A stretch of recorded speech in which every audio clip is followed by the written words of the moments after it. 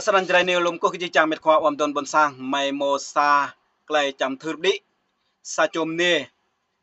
rồi plo tapan lan plo tua thun tua bo pe pa nyo na ma pra cờ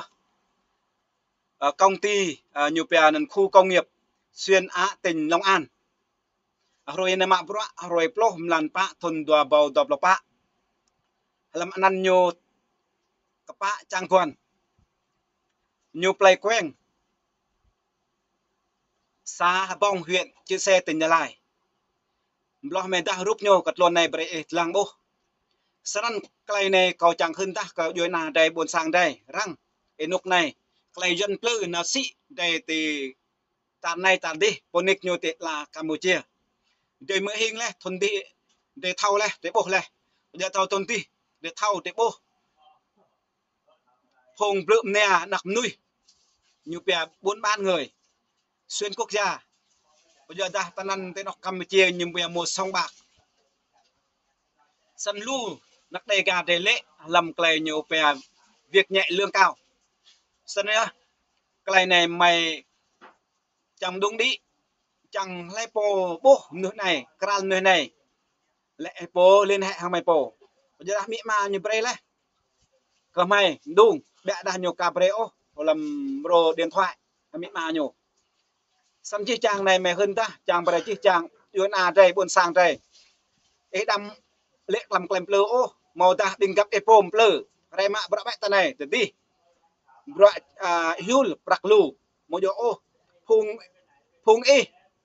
dinh nhung plơ epo next snack vâng thưa quý vị và các bạn, chúng tôi đưa tin về mất tích nửa tháng này tên là Kapa Trang Quân ở Pleiquen, xã Bong, huyện Chư Sê, tỉnh Gia Lai. Ngày đi làm việc công ty tức là khu công nghiệp ngày 10 tháng 4 năm 2004, mất tích nửa tháng nay rồi. Nơi làm việc ở công nghiệp xuyên Á tỉnh Long An. Trước đó gia đình họ đến tận nơi và thấy trọ và con gái của họ đang làm ở ngôi trọ đó. Sau nửa tháng sau thì họ không liên hệ được, không liên lạc được, cho nên gia đình bàng hoàng báo tin khả năng nếu mà mất tích, khả năng là người ta việc nhẹ lương cao đưa vào Campuchia hay là các nước khác, họ tống tiền rồi họ sa tấn đánh đập những người mà họ bị lừa. Cho nên nhất là bạn bè mình nha, đừng có tin bạn bè mình. Bạn bè là nhất là bạn bè là họ rủ rê rất là tin tưởng. Cho nên là ví dụ con Kapa Trang Quân này á, chắc họ có bạn bè trong Facebook hay là bạn bè ngoài đời đi làm bị bắt cóc, bị tống tiền. Nhưng mà cái này là bị bắt cóc, họ có thể là họ chưa hiểu, chưa biết, cho nên là họ rơi vào cái công việc, cái việc này. Nhưng mà cái tên này á, chúng tôi muốn đưa lên để anh chị em chúng ta cảnh giác là những người lạ mặt, những công việc mà lương nhẹ, điều gọi là việc nhẹ lương cao là một. Thứ hai nữa là đi làm việc cho công ty này công ty nọ, trong khi chúng ta không biết công ty đó nằm ở đâu và người đó là như thế nào. Tốt nhất nếu mà chúng ta muốn làm công ty á, chúng ta lên trực tiếp Bình Dương, Đồng Nai mà anh chị em chúng ta đang làm việc ở bên khu vực đó. Không nên nghe qua điện thoại, Zalo, Facebook rồi mất công, rồi bố mẹ lo lắng. Nếu mà trường hợp gặp những người tống tiền, chúng ta không có tiền để chúng ta mua chuộc lại. Cho nên chúng tôi muốn đưa tin này là cảnh giác cho anh chị em chúng ta cảnh giác. Sẵn mày chấm đông này chẳng bày buồn sang thế răng enok này kèm plum tách định đạt lù mà ta bình cầm nhô bình gặp nhô po plư nhô po người ta bình gặp nhô lệ là làm kèm plư nhô lệ là kèm plư sức ngạ nhô ngạ lại nhô lọng plư bình gặp nhô po lu aramoma làm tar tak ngam kan làm ka tar Campuchia vớt ka char nhô pe Malaysia Indonesia am sẽ mơ sẵn cái này beri erang ya erang AMT tada em orang ô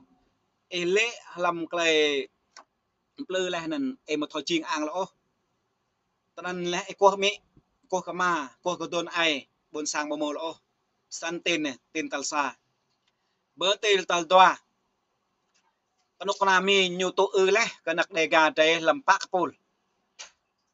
kapul talsa nyu pia pul imut pul tal dua kapul macam pul tatlo kapul ai khoa sarkak pul pa pul iquin bốn tap nyu pia người thường đứng vì công lý sẵn claim dim rồi tôi bộ phao toàn hay plus sam là năm thuần đua bầu bột lò tin nần kanok na kong san Việt Nam nyu lách cái đây phùng perat phùng không bộ ở yang mày đây buồn sàng để đầm hụi huyết ô đây một giọt không công bộ bẹ đã đang tụ leh sẵn ăn cặp xem klang lampak pol này lép pre po chính yong khỏa đang sập ra lần nặc đề gà đây là đang sập pre ra la kru cái nặc đề gà đây sẵn đây pre yon pia yên tâm đâm buồn sàng đâm một lời rong rang ô và lại lu lẽ đàn đâm tụ lên tụ sập này lời sập đi ô mà đã đang đâm plơ đi chẳng oreo mà đã brought này đoạn đi đâm tụ sập ô lo ena mút sam nạ var san che chang brought chang ngạ mo dòng đây set làm char mi lẽ thọ kral po set lẽ thọ hơn mo nhà mày tao này san clay này nhiều pia nhạy cảm sanak này hình nhu chang knok na nhu tam nách bile đây chang pre mak kruk dal đây san de bre rang snack san de ram se sa chom ne ko noi mo anan nhu kapa chang kon thon nhu dua pa roi plo tepan lan plo tua thon keng nhu dua bo be pa be da na ma bra ta công ty nhu pia nan khu công nghiệp xuyên á tỉnh Long An bé đã này các lần này mẹ mà nhiều liên hệ bảo lộ sân đa nghi sẽ xì lại bắt cóc sân mà phong đạo cái ID tên lành như pia nần tư gia bọn nịch nặc rang bắt chu nục này quỷ đa cái nục na con san nhiều plư dìm sẽ xí bom buôn dạ nần sân để rang mà ai giờ đã lần nặc đề gà đây buôn sang nặc đề gà đây thâu kral tê rồi tê mông như tu bọn nịch nhiều bre rang yu bat tham lan klong bre rang klai blue tle ke yong tai huy nhu có chất nhu pim so bonik nhu nhum plơ đây nào một hội thánh tên lành Việt Nam lẽ nan nhu imu binh gặp làm nan nhu imu như toa klai nhu pia hoạt động klai ngã tơ da dại dột chuẩn pia hơn ta nhu sang mạ nhu pim gì lấy pơi sẵn nhớ nọc na con san Việt Nam nhum plơ nào cực tình hội thánh tên lành Việt Nam nhu chẳng moi tin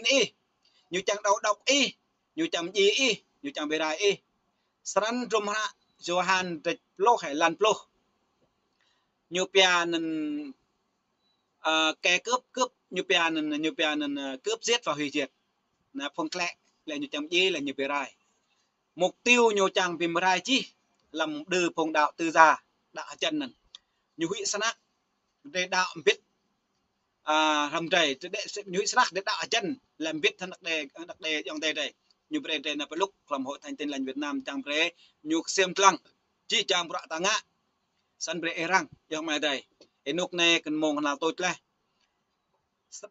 ta sa enuk nhu pian plom tak le pian egal le len enuk jing mo ai mang cho duyên pe ăn điện khoa yang so egal le sẽ ngạc le egal khoa yang so ray le khoa yang so vít san nhớ rằng pian egal tal tua tal tlau enuk nào tôi này idea bre la sa chom nuôi trôn xe từ lần là bịa đây để thọ kral ở nhiều sẽ thì nút đầm idea brele khoa yang số trôn xe từ lần là kiêng và tiền làm mari bịa ra sẽ ngã rằng mồ tin ô sân này idea đục mít là hàng trời po kẹ kre rằng trôn le re le từ lần là bịa ra để thọ kral ô nên để đục răng làm trùm rạ như là cao đục mít ứng họa mít ứng bằng mít ứng kau ruak tuam muna choa kau kenap nyai muna ru bom hanyo lai sanan hai sanan yong mai dai bre rang bre dai ka bia vit chi đưa phong độc mút hội thanh tên lành Việt Nam bre được bia chi bre ka bút chum trăm nặc đề ga dai sanan qua cái này có một lời chia sẻ bia có lời nặc đề ga dai đạo cái gì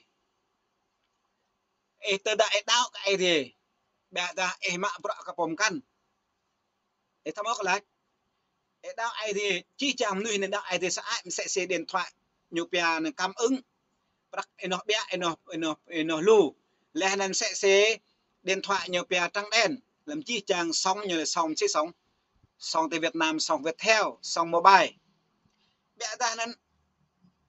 đây nên